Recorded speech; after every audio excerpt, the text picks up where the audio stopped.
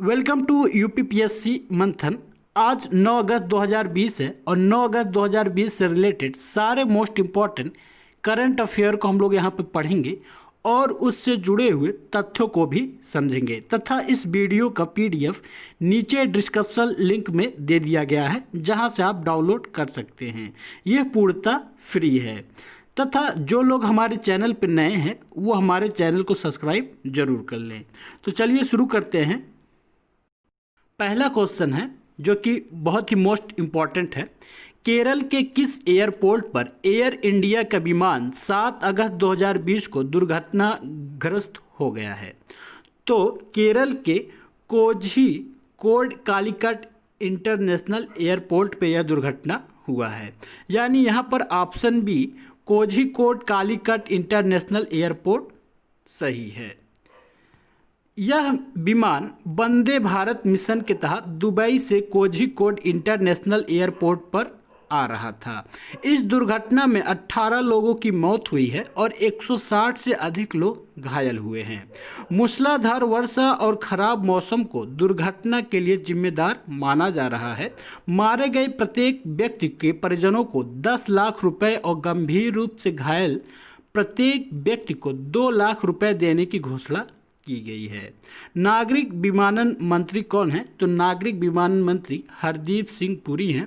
केरल के राज्यपाल कौन हैं? तो केरल के राज्यपाल आरिफ मोहम्मद खान हैं और मुख्यमंत्री जो हैं पिनरई विजयन हैं। के तहत दुबई से यात्रियों को कोझिकोड ला रहे एयर इंडिया के विमान 91344 ने अपने तय समय पर उड़ान भरी। विमान कोझिकोड इंटरनेशनल एयरपोर्ट पहुंचने ही वाला था, लेकिन किस्मत को कुछ और ही मंजूर था। खराब मौसम और तेज बारिश की वजह से विमान कोझिकोड के टेबल टॉप रनवे पर जहां लैंड करते वक्त रनवे पार कर दीवार से टकराकर 35 फीट खाई में गिरकर 2 टुकड़े हो गया। हादसा इतना भीषण हुआ कि उसके बाद भी विमान में एक टुकड़ा और हुआ।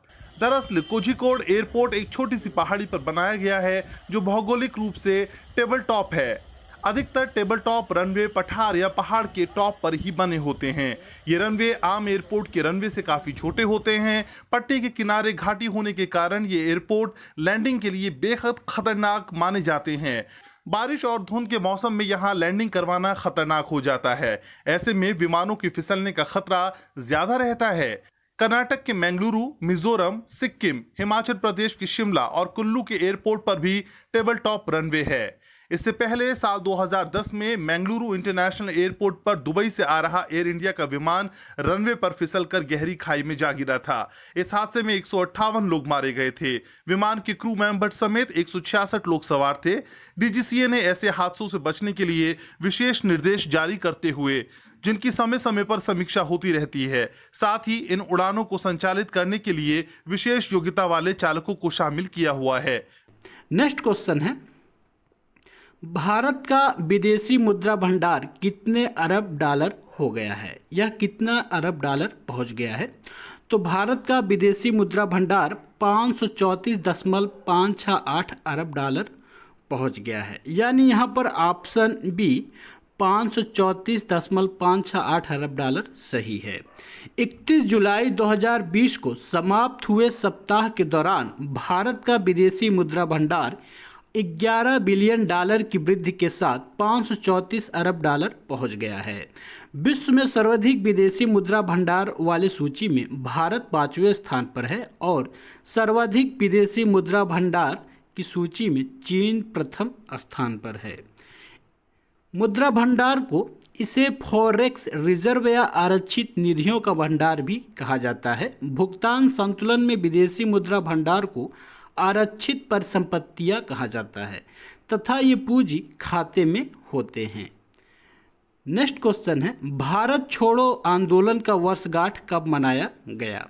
तो भारत छोड़ो आंदोलन का वर्षगांठ 8 अगस्त को मनाया गया। यानी यहाँ पर ऑप्शन सी 8 अगस्त सही है। 8 अगस्त को भारत छोड़ो आंदोलन की वर्षगांठ मनाई गई है।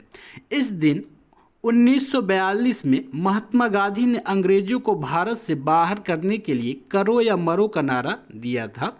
भारत छोड़ो आंदोलन भारतीय स्वाधीनता आंदोलन के इतिहास की एक महत्वपूर्ण घटना थी। इसे 8 अगस्त 1942 में महात्मा गांधी द्वारा शुरू किया गया था। इस आंदोलन का उद्देश्य भारत में ब्रिटिश राज को समाप्त करना था। बता दें कि यह भारत छोड़ो आंदोलन की 78वीं वर्षगांठ मनाई गई। नेक्स्ट क्वेश्चन है 2021 में आईसीसी टी20 विश्व कप की मेजबानी कौन सा देश करेगा? तो 2021 में आईसीसी टी20 विश्व कप की मेजबानी भारत करेगा या इसकी जिम्मेदारी भारत को सौंपी गई है, यानी यहाँ पर ऑप्शन ए भारत सही है। इंटरनेशनल क्रिकेट काउंसिल ने कोविड-19 के कारण स्थगित आईसीसी मेंस टी20 विश्व कप 2020 को साल 2022 में ऑस्ट्रेलिया में आयोजित किए जाने की पुष्टि की है। वहीं भारत योजनाबद्ध रूप से आईसीसी मेंस टी20 विश्व कप का 2021 की मेजबानी करेगी। साथ ही आईसीसी ने महिला क्रिकेट विश्व कप 2021 को स्थगित कर साल 2022 के फरवरी-मार्च तक न्यूजीलैंड में आयोजित करने का फैसला लिया है। यहाँ पर ध्यान देने वाली बात है कि ये जो 2020 आईसीसी टी20 विश्व कप है इसको स्थगित करके 2022 में कराया जाएगा। कहाँ पर कराया जाएगा? ऑस्ट्रेलिया में, यानी टी20 विश्व कप 2020 को ऑस्ट्रेलिया में कराया जाएगा तथा वहीं टी20 2021 को भारत में कराया जाएगा। आईसीसी के सीईओ कौन हैं? तो मनु साहनी हैं तथा आईसीसी के मुख्यालय संयुक्त अरब अमीरात दुबई में है। आईसीसी के अध्यक्ष इमरान ख्वाजा हैं।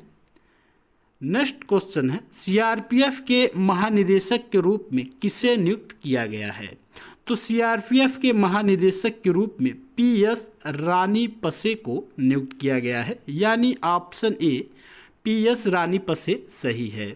ओडिशा कैडर के आईपीएस अधिकारी पीएस रानीपसे को केंद्रीय रिजर्व पुलिस बल का महानिदेशक नियुक्त किया गया है। वह ज्वाइन करने की तारीख से 5 साल की अवधि तक इस पद पर बने रहेंगे। सीआरपीएफ का मुख्यालय कहाँ है? तो नई दिल्ली में है। सीआरपीएफ का आदर्श वाक्य सर्विस एंड लॉयल्टी है तथा इसकी स्थापना जो है 27 जुलाई 1939 में की गई थी। नेक्स्ट क्वेश्चन है यहाँ पर सीआरपीएफ का आदर्श वाक्य जो है सर्विस एंड लॉयल्टी है। नेक्स्ट क्वेश्चन है राजधानी दिल्ली में राष्ट्रीय स्वच्छता केंद्र का उद्घाटन किसने किया है? तो राजधानी दिल्ली में राष्ट्रीय स्वच्छता केंद्र का उद्घाटन प्रधानमंत्री ने किया है, यानी ऑप्शन ए यहाँ पर प्रधानमंत्री सही है। प्रधानमंत्री नरेंद्र मोदी ने हाल ही में राष्ट्रीय स्वच्छता केंद्र का उद्घाटन किया है। यह केंद्र राष्ट्रपिता महात्मा गांधी को श्रद्धांजलि के तौर पर विकसित किया गया है। प्रधानमंत्री नरेंद्र मोदी ने 10 अप्रैल 2017 को गांधी जी की चंपारण सत्याग्रह के शताब्दी समारोह के अवसर पर राष्ट्रीय स्वच्छता केंद्र बनाने की घोषणा की थी। इसमें दृश्य श्रव्य की अनूठी व्यवस्था की गई है। इसके तहत आदतों में परिवर्तन के विश्व के इतिहास में सबसे बड़े अभियान स्वच्छ भारत की सफल यात्रा को दर्शाया जाएगा। नेक्स्ट क्वेश्चन है उत्तर प्रदेश के मुख्यमंत्री ने कहां पर 400 बिस्तर वाले कोविड बिस्तर अस्पताल का उद्घाटन किया है?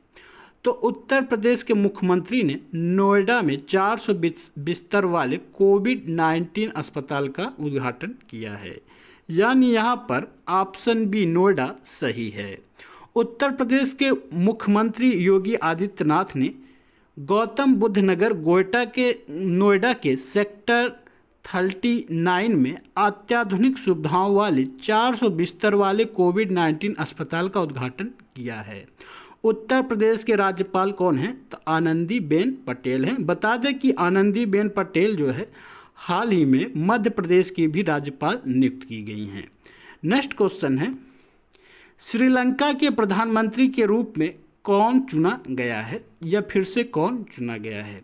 तो श्रीलंका के प्रधानमंत्री के रूप में महिंद्रा राजपक्ष जो है फिर से चुने गए हैं, यानी यहाँ पर ऑप्शन ए महिंद्रा राजपक्ष सही है।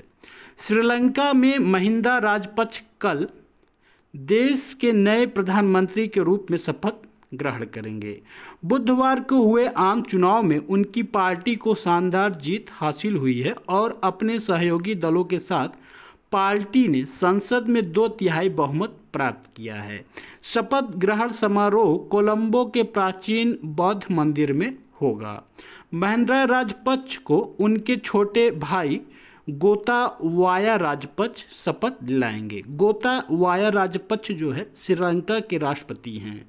महिंद्रा राजपक्ष 2006 से 2015 तक देश के राष्ट्रपति भी रह चुके हैं।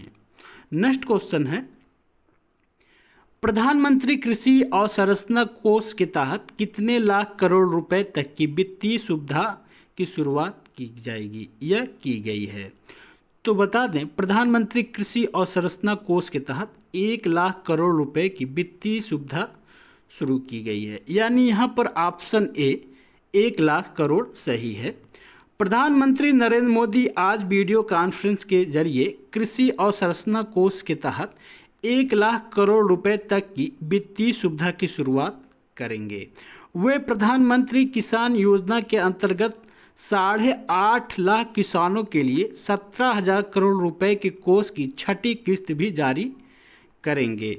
यह कोष फसल कटाई के बाद प्रबंधन के आधारभूत ढांचे और शीत भंडारण संग्रह केंद्रों तथा प्रसंस्करण इकाइयों जैसी सामुदायिक कृषि परिसंपत्तियों के विकास के लिए होगा।